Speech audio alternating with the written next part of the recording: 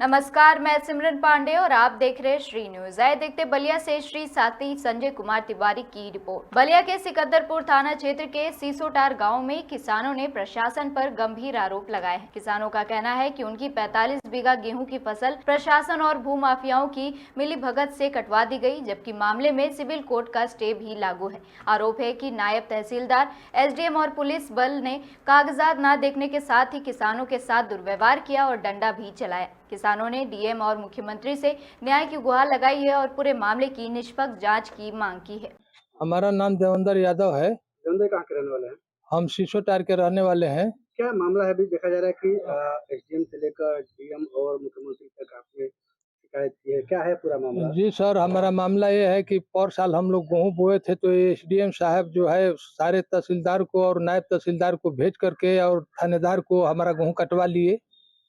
और इस साल भी हम लोग बोए थे तो ये जो है नायब तहसीलदार जो है दुर्गेश गौड़ है एक, और ये मूलचंद चौरसिया जो थाना एसएचओ है ये, और एसडीएम सुनील कुमार पासवान हमारी फसल पर धावा बोलवा करके, और एक मतलूब खान है जो माफिया है, बंगाल में वो माफिया का काम करता है और यहाँ भी भू माफिया के तौर पर इन लोगों को अपने प्रभाव में लेकर के और हमारी सारी फसल कटवा दिया और ले जा करके ट्रक में लदवा करके और बेच दिया है। हमारी कोई सुनवाई नहीं हो रही है, हमको न्याय चाहिए। ये कितना बीघा फसल है? ये 45 बीघा फसल है लगी हुई, और जो बाकी फसल खेत था वो खाली था। आखिर ऐसा क्यों हुआ? क्या वजह है इसकी? इसका वजह यह है कि गलत तरीके से वो लोग नापी करवाए और अवैध तरीके से कब्जा करवाए हैं। हम लोगों के पास उसका साक्ष्य है, वीडियो है उसका। मुठभेड़ भी उन लोगों से के साथ हुआ था और इस बार भी हम लोग गए हैं, सारी फोर्स लगी हुई है वहाँ पर। और वो दुर्गेश जो है नायब तहसीलदार, वो गाड़ी में बैठा था, उसको हम कागज दे रहे थे, वो कागज नहीं ले रहा था और कह रहा था कि तुम्हारा यहाँ कुछ है या नहीं, तुम्हारा कागजाते नहीं, हटो यहाँ से। डंडा भी पुलिस चला दी हमारे ऊपर, हम क्या करें? तो ये जो आपकी क्या ये मामला कोर्ट में भी है? हाँ जी सर, हमारा मामला कोर्ट में है, सिविल कोर्ट में हमारा मामला है। दीवानी से स्टे लिए है, उसको भी नहीं मान रहा है, उसका न्यायालय का पालन भी नहीं कर रहा है। उसके बाद भी ये हमारे ऊपर जबरदस्ती और कहता है कि जेल में ठहलवा देंगे, पूरे परिवार को बर्बाद हो जाओगे। फिर ये धमकी कौन दे रहा है? ये धमकी दे रहा है एसओ और एसडीएम।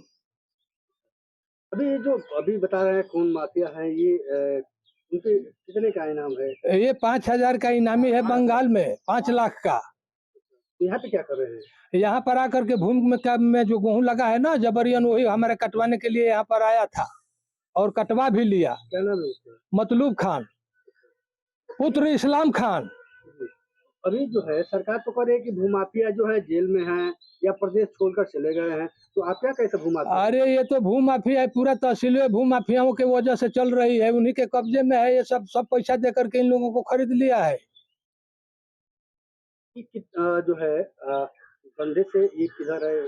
ये बंधे से करीब करीब 3 किलोमीटर उत्तर साइड में दरियाओं के किनारे पर हमारा खेत है, दियरा अमरपुर। उसमें आता है दियरा करमहा, दियरा सजावली में, उसका उधर खेत है और उसको उड़ा करके हमारे खेत में ले करके बैठा रहे हैं।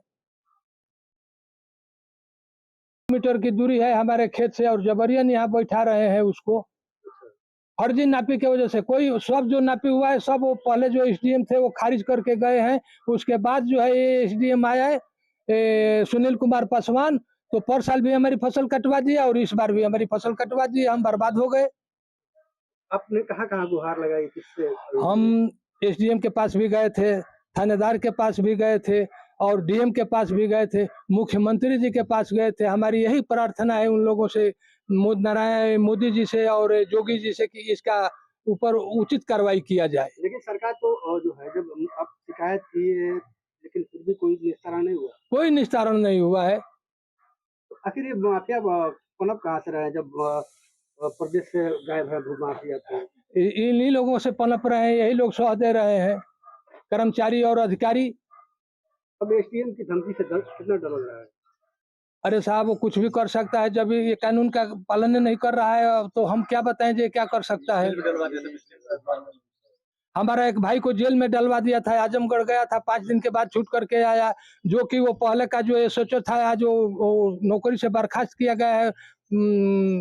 मलिक, क्राइम ब्रांच, नरेश मलिक की नारायण मलिक उसका नाम है, वो भी हमारे दरवाजे तक परसाल पहुंचा था, हमको बेइज्जत कर रहा था।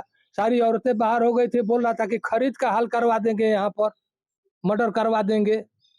नरेश बोल रहे थे, नरेश हाँ, नरेश मलिक बोल रहा था। आज भी कोई पूछेगा तो उसके सामने हम चल करके कह देंगे। मलिक।